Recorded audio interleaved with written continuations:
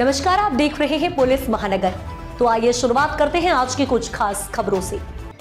हाल ही में हुए महानगर पालिका चुनाव में बीजेपी के शानदार प्रदर्शन के बाद राष्ट्रवादी कांग्रेस पार्टी की कार्यकारी अध्यक्ष सुप्रिया सुले ने विपक्ष द्वारा आत्मनिरीक्षण किए जाने की आवश्यकता पर जोर दिया।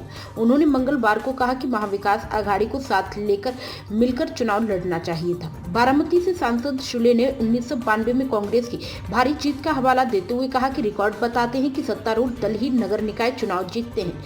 महानगर पालिका चुनाव में बीजेपी सबसे बड़ी पार्टी राज्य की 29 महानगर पालिकाओं में हुए चुनाव में भारतीय जनता पार्टी ने 2869 सीटों में से सबसे अधिक 1425 सीटें जीती। शिवसेना ने 399 और एनसीपी ने 167 सीटें जीती। एमबीए में उद्धव ठाकरे के नेतृत्व वाली शिवसेना, यूबीटीसी, एनसीपी, शरद पवार चंद्र और कांग्रेस शामिल है। एमबीए में कांग्रेस ने सबसे अधिक 324 सीटें जीती। शिवसेना यूबीटी को 155 सीटें, महाराष्ट्र नवनिर्माण सेना एमएनएस को 13, एनसीपी शरद चंद्र पवार को 36 सीटें मिली।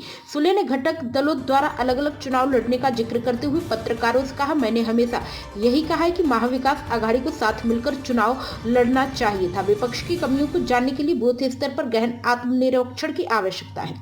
वहीं महाराष्ट्र और देश की सबसे अमीर महानगर पालिका बीएमसी में बीजेपी सभी दलों में अव्वल रही। बीएमसी में अकेले बीजेपी ने 89 सीटों पर जीत हासिल की। वहीं उसकी सहयोगी एकनाथ शिंदे की शिवसेना ने 29 सीटों पर जीत हासिल की। बीएमसी में उद्धव ठाकरे की पार्टी ने एकनाथ शिंदे की पार्टी से सबसे ज्यादा सीटों पर कब्जा जमाया। उद्धव गुट को 65 सीटों पर जीत मिली। उद्धव ठाकरे ने राज ठाकरे के साथ गठबंधन किया था, लेकिन राज ठाकरे की पार्टी दाही का भी आंकड़ा नहीं छू पाई। राज ठाकरे की एमएनएस को महज 6 सीटों पर जीत मिली। अशरुद्दीन ओवैसी की एआईएमआईएम ने एमएनएस से ज्यादा सीटें जीती और 8 सीटों पर कब्जा किया।